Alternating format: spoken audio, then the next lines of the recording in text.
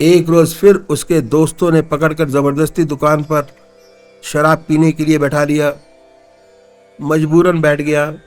पुरानी आदत थी, थोड़ा आदत का पुनरुत्थान हुआ, बैठ गया और पीने लगा। जब पी रहा था, उस संत के जो पड़ोसी थे उधर से गुजरे, देखा वह पी रहा है। वे फौरन जल्दी जल्दी वापस घर आए और इस संत के पास पहुंचे और कहा कि चलिए मैं आपको दिखाता हूं। आप कह रहे थे कि आपका लड़का शराब नहीं पीता, मेरे साथ चलिए, मैं आपको दिखाता हूं। मैं छड़ी हाथ में लिए साथ चल दिए। दुकान पर पहुंचे तो देखा वाकई में पी रहा है, लेकिन एक खंबे की ओट पे है और पी रहा था। जब ये पहुंचे देखा तो पी तो रहा है। बोले कि हाँ पी तो रहा है, लेकिन खंबे की ओट में है, ईशा अल्लाह जरूर छोड़ देगा। उस लड़के ने सुना और हमेशा के लिए तौबा की और शराब पीना छोड़ दिया। लज्जा, शर्म और हया इतना सुंदर गुण है कि जीवन को पवित्र बनाता है।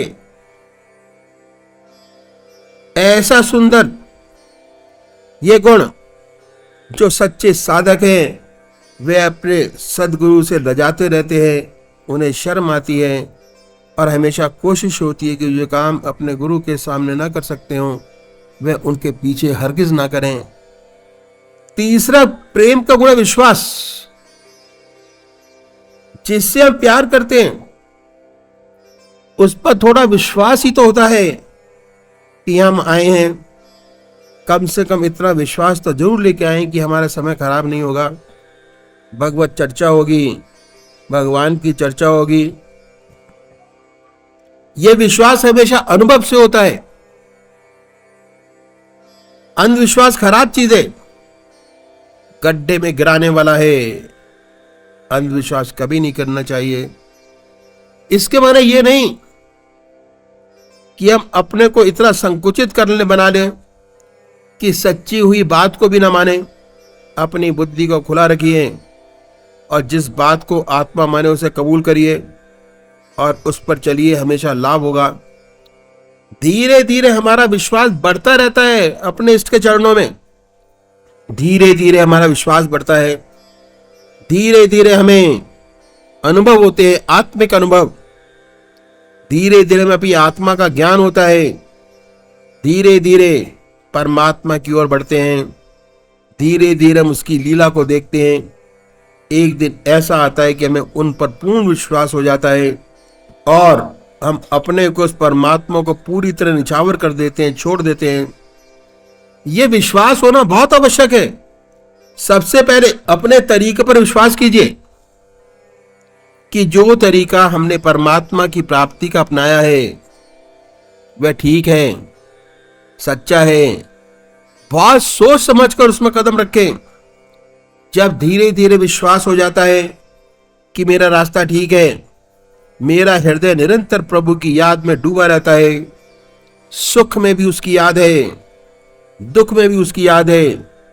कोई समय ऐसा नहीं रहता जब हमें उसकी याद न रहती हो। ऐसी सुंदर हालत बन जाती है, हमें विश्वास पक्का हो जाता है यदि ईश्वर चाहेगा तो अंत समय में उसकी याद नहीं छूटेगी। चिंतन और विश्वास ही है जो हमें पार लगाता है। जब मौत का धक्का आता है तब बड़ी बड़ी तपस्याएं धरी की धरी रह जाती हैं। क्यों?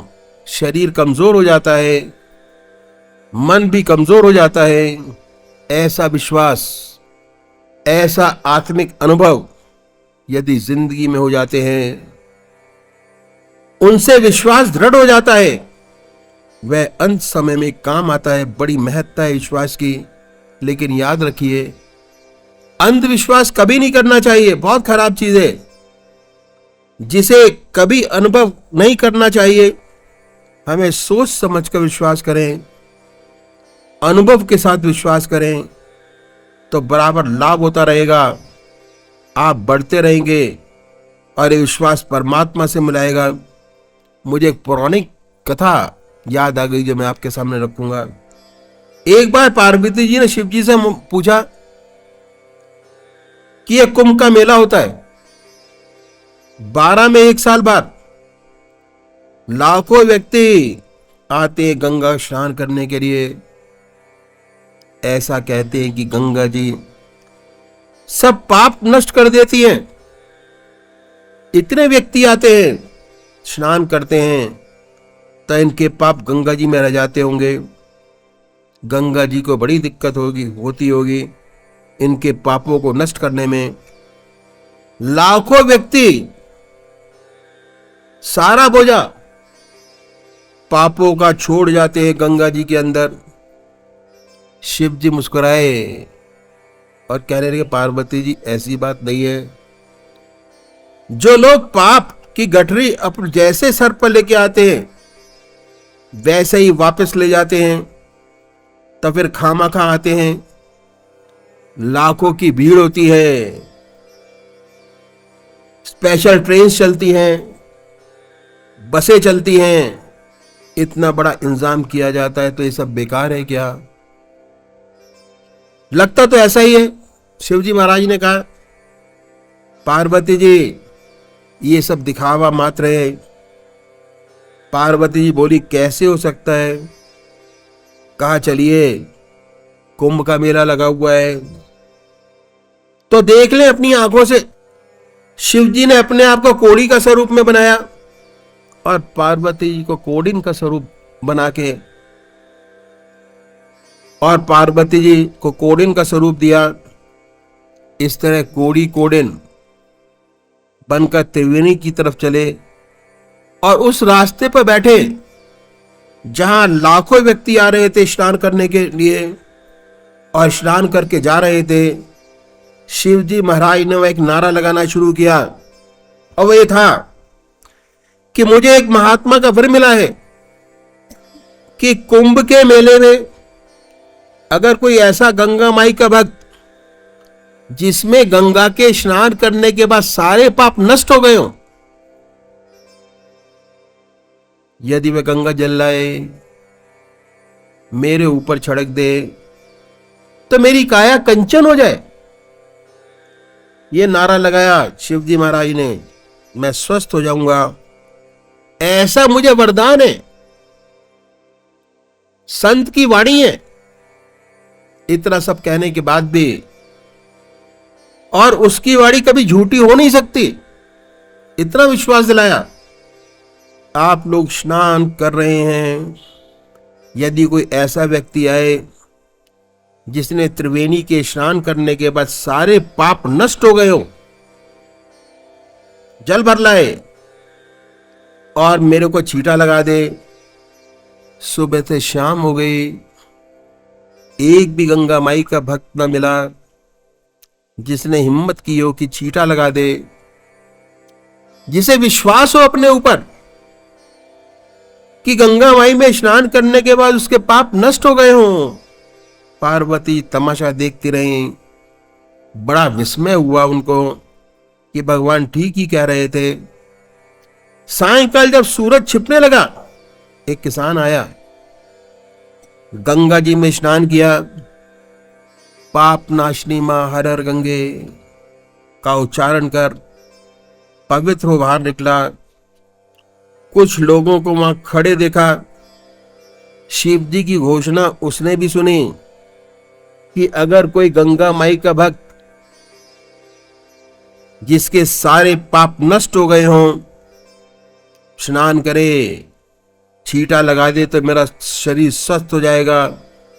वे तो कहने लगा कि त्रिवेणी में स्नान करने के बाद पाप तो रहता ही नहीं और इसमें कोई शुभा नहीं। कहने वाले का शब्द झूठा हो सकता है लेकिन त्रिवेणी झूठी नहीं हो सकती। मैं अभी जल लाता हूं, छींटा लगाता हूं। दोबारा गया इसी विश्वास के साथ कि पाप तो रहता ही नहीं, न था न है। उसका जीवन इतना पवित्र था इतना सरल था। जल लाया, छींटा लगाया, छींटा लगाते ही पार्वती जी और शिव जी प्रकट हो गए। तो कहा देखो, करोड़ों में एक ही ऐसा व्यक्ति है जिसे पूर्ण विश्वास है कि गंगा में स्नान करने के बाद पाप तो रहता ही नहीं। विश्वास आखिरी मंजिल है। विश्वास जो अनुभव से पैदा हुआ हो, हासिल हुआ हो, कि जिसने जीवन को पवित्र बना दिया हो, ऐसा विश्वास अंत में काम आता है, पार लगाता है। प्रेम का चौथा गुण संतोष। इस सेवक के गुरुदेव कहा करते थे कि संसार बना है सार और असार की मिलौनी से, दोनों से मिलकर संसार बना है। इस संसार में परमात्मा ने जहां आपको जन्म दिया, जिन परिस्थितियों में रखा, उन परिस्थितियों में संस्कृत रहते हुए उस परमात्मा के नाम को दिल और दांतों से पकड़ो। वो कहा करते थे कि दिल और दांतों से, दिल से ईश्वर की याद को पकड़ो, हृदय से सच्चे प्रेम को पकड़ो, सच्ची लगन से पकड़ो। दांतों का मतलब क्या है?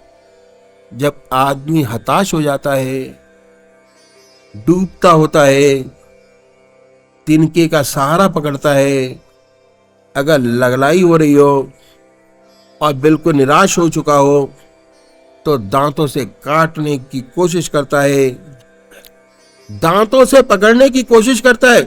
तो ऐसे अपने आप को समझाते हुए उस परमात्मा के नाम को, चाहे कुछ भी हो जाए, जीवन रहे ना रहे, दुनिया रहे ना रहे, लेकिन उसके नाम को ना छोड़ो। ऐसे दिल और दांतों से उस परमात्मा के नाम को पकड़ो। यही सार है, इसी से सच्चा आदर्श, जीवन मुक्त अवस्था आपको प्राप्त होगी, जो मनुष्य का सबसे ऊंचा लक्ष्य है, आदर्श है। संतों का मतलब यह नहीं कि आप काम करना छोड़ दें। संतोष छोड़ दीजिए, आंख बंद करिए, अपनी उन्नति की कोशिश ना करें, ये हरगिज़ नहीं। हम तो ग्रस्त लोग हैं, हमारा रास्ता ग्रस्त का है। इसी दुनिया में रहते हैं, इसी संसार में रहते हैं। संसार के काम सुंदरता से, धर्म के अनुसार करते हुए निरंतर हृदय परमात्मा की याद में डूबा रहे, परमात्मा की याद में बर्फ की तरह पिघलता रहे, और संसार के काम सच्चाई से करें, लगन के साथ होते रहे, बनते रहे, आज से अच्छे। यही हमारा आदर्श है। 10 प्रकार दिल बयान, हाथ काम करें, दिल ईश्वर की याद करें। तो संतोष के माने ये नहीं कि हम हाथ पर हाथ धर के बैठ जाए। हमें प्रगतिशील रहना चाहिए अपनी दुनियावी तरक्की के लिए। हमेशा हम सच्ची मेहनत करें, द्वेष से बचे, दूसरों देखकर हमारे दिल में द्वेष पैदा ना हो, बल्कि दूसरे की तरक्की को देखते हुए हमारे अंदर उत्साह पैदा हो कि हम उससे अच्छी मेहनत करें, ऊंची तरक्की प्राप्त करें। द्वेष होता है, वह हृदय पवित्र होता है और उसमें परमात्मा नहीं रहता। यह प्रेम का चौथा गुण संतोष।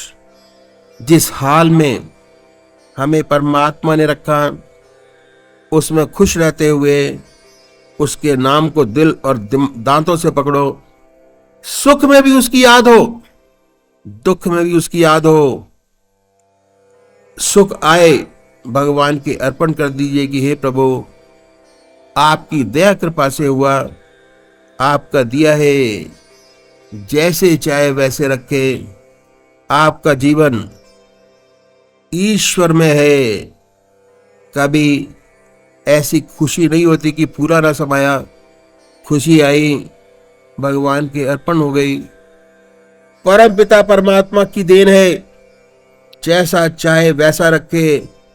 दुख आया, ऐसा भक्त परमात्मा के कस को और कस के पकड़ता है। वे जानता है इसका निवारण उसी के चरणों में है और कहीं नहीं। वह परमात्मा की गहरी याद करता है और सोचता है कि शायद मुझसे कोई गलती हो गई, मैं थोड़ा प्रभु के चरणों से विमुख हो गया, इसलिए जो कस पड़ा भगवान को और कस के, अपने इष्टदेव को और कस के पकड़ता है। संतों की बड़ी सुंदर वाणी है। संतों ने कहा है कि मेरा मन सकल सुखों को धावे, मेरा मन सकल सुखों को धावे, मेरा मन सकल सुखों को धावे, पर कोई सुख हाथ ना आवे। जैसे सेवर की कर सेवा, सुआ बैठ पछतावे। सेवर का वृक्ष होता है, उस पर सेमल का लाल लाल फूल बड़ा अच्छा आता है, बहुत सुंदर। जो सुआ पक्षी है उस फूल को देखकर मोहित हो जाता है और इस आशा में बैठा होता है कि इसमें फल भी बड़ा सुंदर लगेगा। जब फूल सुंदर है, प्यारा और मीठा निकलेगा, और जब फल आता है तो रुई का डोडा उसमें से निकलता है। बड़ा निराश होता है। ये दुनिया हमें बड़ी प्यारी लगती है, लेकिन धीरे धीरे जब हमें अनुभव होता है तो ये पता चलता है कि ये तो रुई का डोडा है। हंस अकेला आया है, अकेला जाएगा। जैसे कर सेमर की सेवा, सुआ बैठ पछतावे, और साचो सुख दुख के भीतर है। गांठ लगा लीजिए कि साचो सुख दुख के भीतर है। इसे कौन समझाए? यदि ऐसी तकलीफ हमारे ऊपर आ पड़े जो हमारे हृदय को परमात्मा से जोड़ दे, ऐसी तकलीफ हम पर आ पड़े जो हमारे हृदय को परमात्मा से जोड़ दे, हमारा हृदय परमात्मा की गहरी याद में डूब जाए, तो वो तकलीफ भी मुबारक है। उसने हमें एक स्टेप आगे बढ़ा दिया। न संत सुख में सुखी होता है, न दुख में दुखी होता है। उसका ऐसा सुंदर जीवन बन जाता है। दुख आया, परमात्मा के चरणों को और कस के पकड़ता है। सुख आया, भगवान के अर्पण हो गया, और ये विश्वास हो जाता है कि जब आखिरी सब वक्त आएगा तो अवश्य उसकी याद आएगी, क्योंकि राम का नाम आपके मस्तक पर इम्प्रिंट हो गया।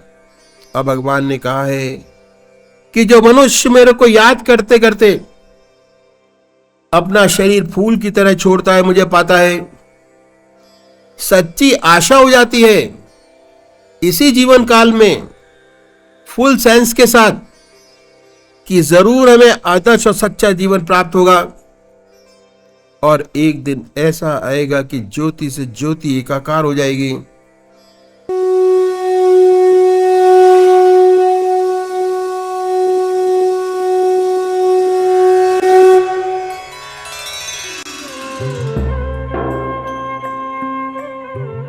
ध्यान योग के कार्यक्रम आनंद योग से निशुल्क जुड़ने के लिए संपर्क करें 9810239677।